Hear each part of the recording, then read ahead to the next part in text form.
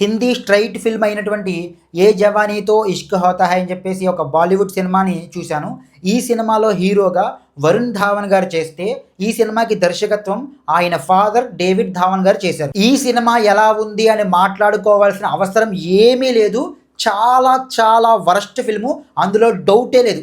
ఈ సినిమా చూడకముందే ఇది ఇంత వరస్ట్గా ఉంటుందని నాకు ముందే తెలుసు. అయినా సరే ఈ సినిమా ఎందుకు చూశానంటే, చాలా కాలంగా నార్త్ నుంచి వస్తున్నటువంటి హీరోయిన్స్ సౌత్ ఫిల్మ్ ఇండస్ట్రీ మీద, ఇక్కడి మేకర్స్ మీద, లేదా ఇక్కడ సినిమాల్లో హీరోయిన్స్ మీద జరుగుతున్నటువంటి ఎక్స్‌ప్లాయిటేషన్స్ మీద చాలా హార్ష్ కామెంట్స్ చేసుకుంటూ వస్తున్నారు. కేవలం సౌత్‌లోనే హీరోయిన్స్ పట్ల ఎక్స్‌ప్లాయిటేషన్ అనేది జరుగుతుందా? నార్త్‌లో జరగట్లేదా? నార్త్లో కూడా హీరోయిన్స్ ఎక్స్పోజింగ్ అనేది చాలా ఎక్కువగా యూజ్ చేస్తారు కదా. మరి ఎందుకని వీళ్ళు సౌత్ మీదే కామెంట్స్ చేస్తున్నారు అనేది నాకు అర్థమయ్యేది కాదు. సౌత్కి నార్త్కి ఉన్న వ్యత్యాసము ఈ సినిమా చూస్తే నాకు సరైన అవగాహన వస్తుంది అని చెప్పి నాకు అనిపించింది.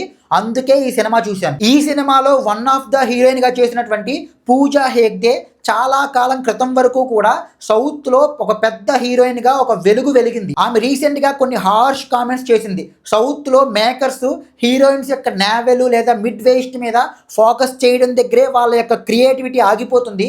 అదే బాలీవుడ్కి వచ్చేసరికి ఉమెన్కి చాలా స్ట్రాంగ్ క్యారెక్టర్స్ రాస్తారని చెప్పి కామెంట్ చేసింది. అదే సేమ్ పూజా హెగ్డే ఈ సినిమాలో విపరీతంగా ఎక్స్పోజింగ్ చేసింది. ఈవెన్ 2 పీస్ బికినీ కూడా ఆమె చేత వేయించారు. కాబట్టి ఈ సినిమా ద్వారా కొంతమంది నార్త్ ఇండియన్ హీరోయిన్స్ యొక్క హిపోక్రసీని ఎక్స్పోజ్ చేయొచ్చు అని నాకు అనిపించింది. కానీ సినిమా చూసిన తర్వాత నా ఆలోచన విధానం అనేది కంప్లీట్గా మారిపోయింది. సినిమాలో హీరోయిన్స్గా చేసినటువంటి మృణాల్ ఠాకూర్ కానీ లేదా పూజా హెగ్డే కానీ పోటాపడి మరీ ఎక్స్పోజింగ్ చేశారు. కానీ ఎక్కడా కూడా హీరోయిన్స్ లేదా వాళ్ళ బాడీని ఎక్స్‌ప్లాయిట్ చేయాలి అన్నట్టు ఎక్స్పోజింగ్ చేయించారు అన్న భావనే కలగలేదు. వాళ్ళ కల్చరే అలా ఉంటుంది, వాళ్ళ డ్రెస్సింగ్ స్టైలే అలా ఉంటుంది అన్న భావనే కలిగింది. ఎక్కడా కూడా అన్వాంటెడ్గా హీరోయిన్స్ యొక్క బాడీని, వాళ్ళ యొక్క క్లీవేజ్ని కానీ, వాళ్ళ యొక్క నావెల్ని కానీ, వాళ్ళ యొక్క మిడ్ వేస్ట్ని కానీ, వాళ్ళ యొక్క బ్యాక్ ఆఫ్ ద బాడీని కానీ, వాళ్ళ యొక్క థైస్ని కానీ క్లోజప్ షాట్లు వేస్తున్నట్టు లేకపోతే జూమ్ చేస్తున్నట్టు అనిపించలేదు. నేను రీకలెక్ట్ చేసుకునే ప్రయత్నం చేశాను. నేను చూసిన హిందీ సినిమాల్లో ఎక్కడైనా సరే హీరోయిన్స్ యొక్క బాడీని ఎక్స్‌ప్లాయిట్ చేసే ప్రయత్నం చేశారా అని ఆలోచించాను. నాకు ఎక్కడా కూడా కనిపించలేదు, గుర్తుకు రాలేదు. మీకు ఎక్కడైనా అనిపిస్తే కనుక ఖచ్చితంగా కామెంట్ సెక్షన్లో కామెంట్ చేసి చెప్పండి. ఇక్కడ ఎక్స్పోజింగ్ వేరు, ఎక్స్‌ప్లాయిటేషన్ వేరు.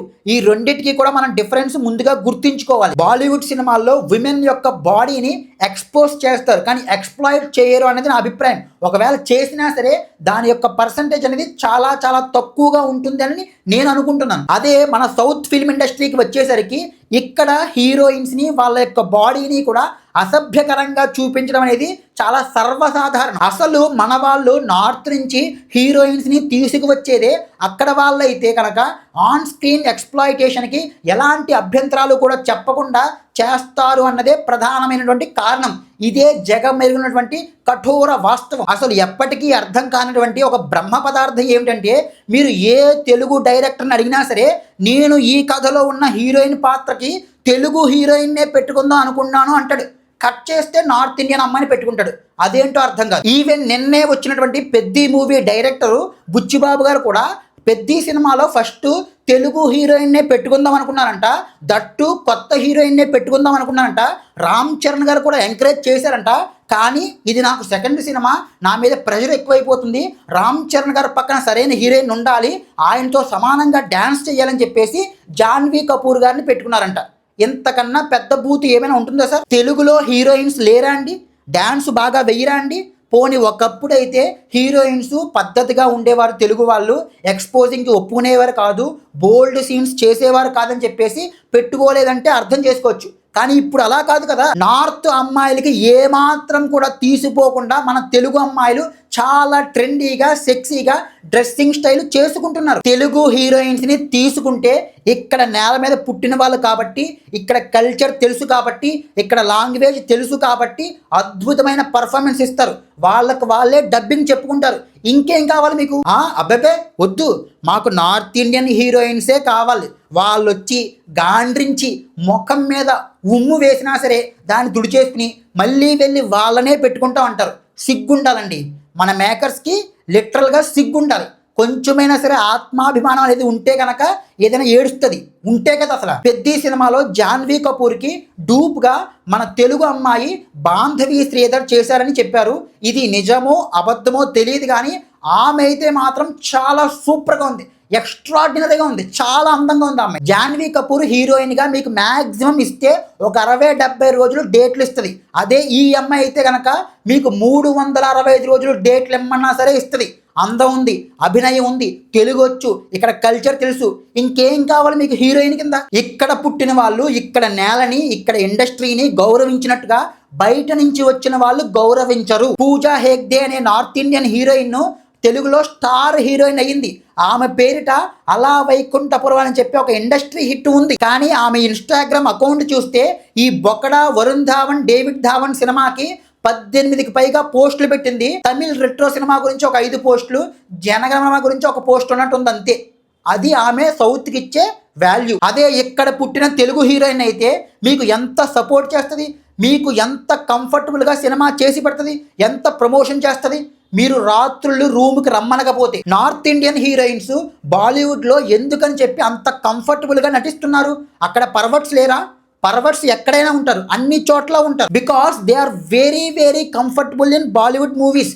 ఎందుకంటే వాళ్ళు బయట ఎలాంటి డ్రెస్సులు అయితే వేసుకుంటారో అలాంటి డ్రెస్సులనే సినిమాల్లో కూడా వేసుకుని నటించమంటున్నారు. Not only heroines, even normal people కూడా చాలా సెక్సీ డ్రెస్సులు వేసుకుని ముంబై వీధుల్లో తిరుగుతూ ఉంటారు. అది వాళ్ళ కల్చర్లోనే ఉంది. అలాంటి నార్త్ ఇండియన్ అమ్మాయిల్ని తీసుకొచ్చి మన వాళ్ళు ఏం చేస్తారు?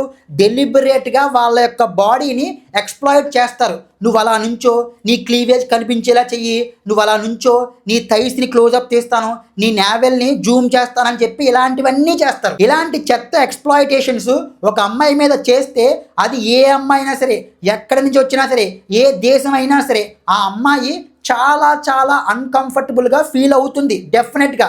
ఇప్పుడు చెప్పకపోవచ్చు, డబ్బుల గురించి కొంతమంది చేసేసి వెళ్ళిపోవచ్చు, కానీ తర్వాత ఎప్పుడో దొరికినప్పుడు వీలు పడినప్పుడు డెఫినెట్గా వారి యొక్క అన్కంఫర్టబుల్ ఫీలింగ్ని బయటికి చెప్తారు. మన తెలుగులో ఒక దరిద్రం అయితే తమిళ్లో ఇంకో దరిద్రం. అక్కడ హీరోయిన్స్ యొక్క బ్రెస్ట్స్ అంటే క్లీవేజ్ కొంచెం ఎన్లార్జ్మెంట్ అయ్యి కొంచెం పెద్దగా కనిపించడం కోసం వాళ్ళ యొక్క ప్రైవేట్ పార్ట్స్లో ప్యాడ్స్ పెడతారంట. వాళ్ళు ఇంకా నిష్ఠ దరిద్రులు. నేను ఇక్కడ ఏదో మన సౌత్ ఫిల్మ్ మేకర్స్ని అందరినీ కూడా తక్కువ చేస్తూ నార్త్ అమ్మాయిల్ని పొగిడేస్తున్నాను, వాళ్ళది ఏమీ తప్పు లేదు అన్నట్టు మాట్లాడుతున్నాను అని మీరేమనుకోవద్దు.